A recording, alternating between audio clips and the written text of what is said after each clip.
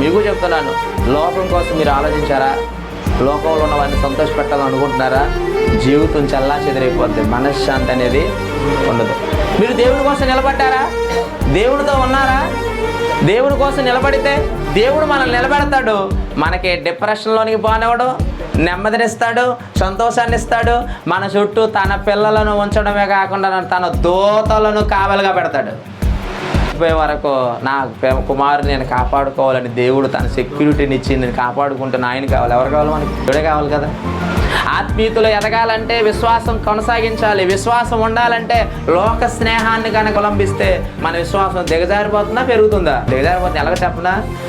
లోకంలో ఉన్నవారందరూ ఎలా ఉన్నారో తెలుసా? బుల్లెట్ల మీద, కార్ల మీద, అవసరమైతే లోన్లు పెట్టుకొని అప్పులు తెచ్చుకొని ముందు ఒక నెల గొప్పగా కనపడతారు, తర్వాత అప్పులు తీర్చకుండా చెత్తగా చచ్చిపోతారు. కట్టింగ్ యాప్లు కట్టి ఆన్లైన్లో మోసపోయి అప్పులు తీర్చలేక కుటుంబంతో సహా ఆత్మహత్య చేసుకుంటారు.